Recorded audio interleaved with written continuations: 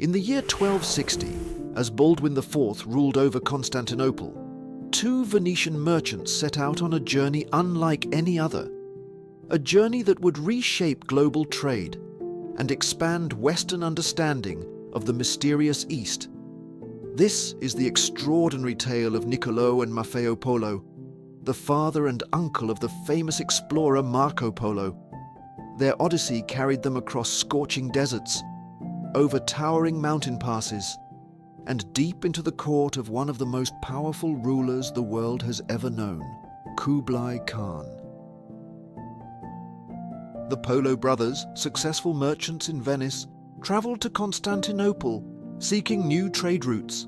After assessing the opportunities, they made a bold decision to venture even further into territories barely known to Europeans. Loading their ships with precious jewels, they crossed the Black Sea and arrived at the thriving city of Soldaya on the Crimean coast. After some time in Soldaya, they pressed on to the court of a powerful Tartar prince named Berke Khan. Known for his wealth and generosity, Berke Khan welcomed the brothers warmly. The Polo brothers offered their jewels as gifts, earning the prince's admiration and receiving treasures in return, far exceeding the value of what they had brought. But their fortunes changed when war erupted between Berke Khan and Hulagu Khan, the ruler of Persia's Ilkhanate. The once safe trade routes became deadly battlegrounds, leaving the Polos unable to return home the way they had come. Faced with no alternative, they pressed onward into the east. The brothers journeyed through the heart of Asia, crossing the Tigris River and enduring a grueling 17-day trek across desert lands where no town or village could be found, only the occasional tents of nomadic Tartars.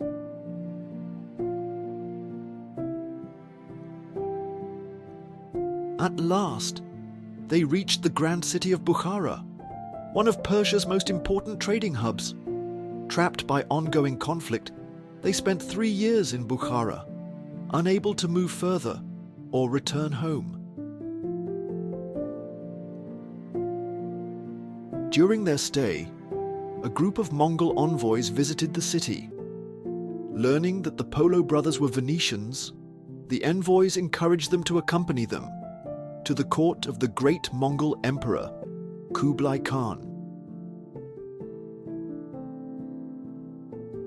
Imagine being in their position, far from home, surrounded by foreign cultures, and offered a chance to meet one of the most powerful men in history. Would you take the risk? Kindly share your thoughts in the comments. The Polos accepted the invitation, traveling further eastward to Kublai Khan's court in what is now Beijing. The Khan, curious about Western customs, warmly welcomed the Venetian brothers. The Polo brothers impressed him with their knowledge, and Kublai Khan entrusted them with letters and messages for the Pope, hoping to build stronger ties with the Christian world. After years of travel, the Polo brothers returned home to Venice in the year 1269.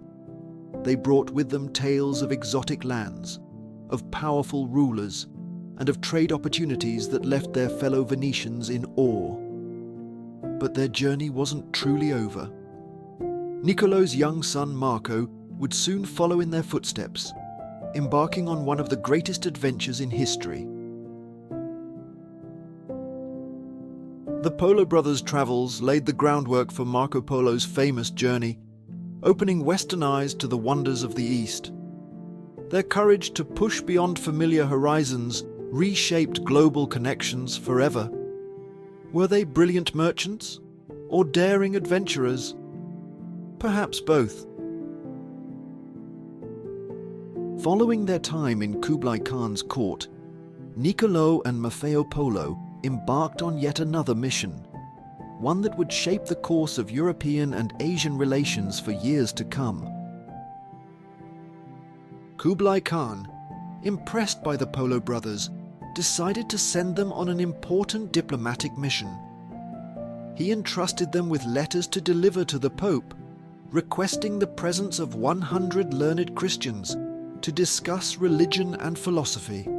Along with this, Kublai Khan requested a vial of oil from the Church of the Holy Sepulchre in Jerusalem, a sacred relic revered by Christians. To ensure their safe passage, the great Khan gave the Polo brothers a golden tablet, an imperial decree guaranteeing them protection, horses, supplies, and lodging as they journeyed across the vast Mongol Empire. After a long and treacherous journey, the Polo brothers returned to Venice. In the year 1269, they brought with them incredible stories of Kublai Khan's vast empire, cultural marvels, and diplomatic requests from the East. Their return ignited curiosity across Europe about the faraway Mongol Empire and its powerful ruler. Inspired by his father's and uncle's travels, Marco Polo would soon join them on a journey that would become one of the most famous explorations in history. Together, they would embark on an expedition that would reveal the extraordinary cultures, technologies, and wealth of the East. Before we continue this incredible story, if you're enjoying this story so far, I'd really appreciate it if you took a moment to subscribe to the channel. Your support helps me keep bringing these fascinating tales from history to life. Now, let's get back to the Polos and their extraordinary adventure across Asia. The Polo family's courage and resilience helped bridge two vastly different worlds. Their legacy continues to inspire explorers and historians alike, reminding us of the power of curiosity and the rewards of venturing into the unknown. What do you think? Did the Polo family's diplomacy shape world history more than we realize? Share your thoughts in the comments. After many long days on their journey, the Polo brothers encountered an unexpected setback. Their Tartar companion, a loyal guide and friend, fell gravely ill, weakened by the road and unable to continue. He made the difficult decision to remain behind in a nearby city, though saddened by his absence. The brothers pressed on, carrying his spirit with them as they ventured further into the unknown. Their path was made easier by the imperial tablet of authority granted to them by Kublai Khan. This golden decree ensured they were met with respect and provided for wherever they traveled. Their journey was anything but easy. Progress came slowly as snowstorms swept across the land, torrential rains flooded their path, and rivers, swollen and wild, became impassable. Again and again, they were forced to stop, to wait, to endure. But still, they pressed forward, and finally, after 3 long and grueling years, they reached the city of Laos in Armenia. When they reached Accra in April of 1269, they learned that the Pope had recently passed away. Determined to complete their mission, the brothers consulted Theobald of Piacenza, a prominent church figure overseeing Egypt. Theobald advised patience, urging them to await the election of a new pope before proceeding with their mission. Accepting this wisdom, the Polo brothers decided to return to Venice to visit their families while waiting for the church to choose a new leader. Upon arriving home, Niccolo discovered that his wife had passed away, leaving behind his 15-year-old son, Marco. When no new pope had been chosen after 2 long years of waiting, the Polo brothers realized they could delay no longer. Marco, now of age to travel, eagerly joined his father and uncle as they began their journey back to Accra. Before continuing eastward, they made a solemn stop in Jerusalem to collect sacred oil from the Church of the Holy Sepulchre, fulfilling one of Kublai Khan's personal requests. With the Pope still yet to be named, Theobald supported their decision to return to Kublai Khan. He provided them with official letters explaining that they had acted in good faith, but were unable to fulfill all of the Khan's requests due to the Pope's absence. After receiving important documents from Theobald, the Polo family departed from Acre. They travelled onward, eventually reaching the city of Laius in Armenia. Upon their arrival, they received astonishing news. The former legate, now Pope Gregory, had ascended to the papal throne.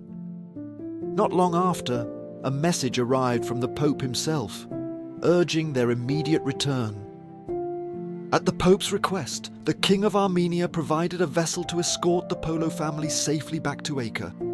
There, they met Pope Gregory face to face. Pope Gregory welcomed them warmly, presenting them with credentials, letters for the great Khan, and a gift of precious crystal vessels. He also assigned 2 esteemed friars to join the expedition, Friar Nicholas of Vicenza and Friar William of Tripoli. The expanded group departed once again, setting out with purpose and hope. But soon, turmoil struck. The Sultan of Babylon had invaded Armenia. Fearing for their safety, the 2 friars made a difficult choice. They abandoned the mission, entrusting their documents to the Polo family before retreating. Despite numerous hardships, the Polos pressed on. For 3.5 arduous years, they battled harsh weather, endured countless delays, and never gave up. At last, they reached the city of Cambaluc, the grand seat of Kublai Khan.